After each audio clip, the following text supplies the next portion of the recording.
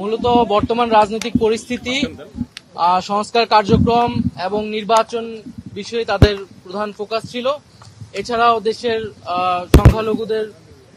সংখ্যালঘুরা তাদের নিরাপত্তা সহ বাংলাদেশের সামনের রাজনীতি কোন দিকে যাবে এবং আমাদের রাজনৈতিক দলের গঠন প্রক্রিয়া, সাংগঠনিক কার্যক্রম, আদর্শ ইত্যাদি বিষয়ে তাদের আগ্রহ ছিল। আমরা আমাদের জায়গা থেকে ব্যাখ্যা করেছি আমাদের রাজনৈতিক দল কোন প্রেক্ষিতে, কেন এবং কোন লক্ষ্য নিয়ে এগিয়ে যাচ্ছে। সংস্কার বিষয়ে আমরা যেই প্রস্তাবনাগুলো সংস্কার কমিশনে দিয়েছি সেটি আমরা বলেছি এবং আমরা আমাদের যে তিনটি দাবি, বিচার, সংস্কার এবং গণপরিষদ নির্বাচন, সেটি আমরা সুস্পষ্টভাবে বলেছি।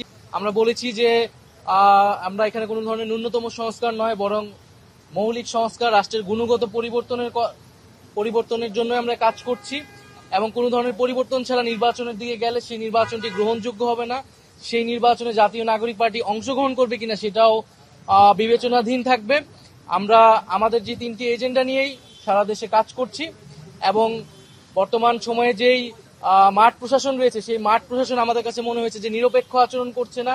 বিভিন্ন জায়গায় জাতীয় নাগরিক পার্টির নেতাকর্মীদের উপরে হামলা চলছে এবং সেই জায়গায় প্রশাসন আমরা নিশ্চুপ ভূমিকা পালন করতে দেখছি। সেই জায়গাগুলো আমরা বলেছি এবং আমাদের নিরপেক্ষ না বলতে প্রশাসন কার পক্ষ নিচ্ছে বা কি বলেছে? প্রশাসন আমরা দেখছি প্রধান রাজনৈতিক দল বিএনপির পক্ষ অবলম্বন করছে অনেক জায়গায় এবং মাঠ পর্যায়ে যে ধরনের চাঁদাবাজি চলছে সেই জায়গায় প্রশাসন আসলে নিশ্চুপ ভূমিকা পালন করছে।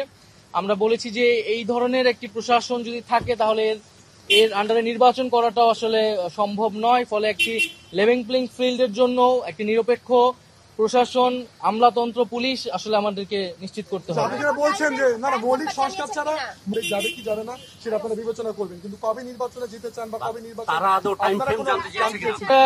যেটা আমাদের এর আগে আমরা বলেছি প্রধান উপদেষ্টা ডিসেম্বর থেকে জুন, আমরা প্রাথমিকভাবে সেটাকে সমর্থন করছি, কিন্তু নির্বাচনের আগে আমরা অবশ্যই কি কি কাজ করে আমরা নির্বাচনের দিকে যেতে হবে, দৃশ্যমান বিচারের রোডম্যাপ দেওয়া এবং সংস্কার অর্থাৎ জুলাই সনদ কার্যকর করা ইত্যাদি ছাড়া আসলে নির্বাচনের সময় নিয়ে আসলে কথা বলে কোনো লাভ নেই।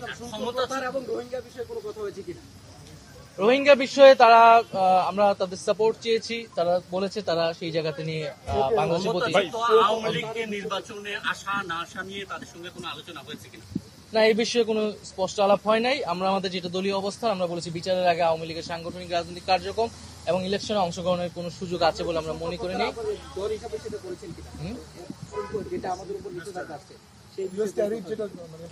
না, এই বিষয়ে কোনো আলোচনা হয়নি। আমাদের অর্থনৈতিক পলিসি নিয়ে তারা জিজ্ঞাসা করেছিল আমাদের, সেই জায়গায় আমরা বলেছি আমরা কি ধরনের বিজনেস এনভায়রনমেন্ট চাই, আমাদের পলিসি কি হবে, ক্ষমতায় গেলে আমরা কি ধরনের ব্যবস্থা তৈরি করবো সেটা নিয়ে কথা হয়েছে। নির্বাচন ইস্যুতে তারা কোনো ধরনের প্রস্তাব আপনাদেরকে দিয়েছে কিনা?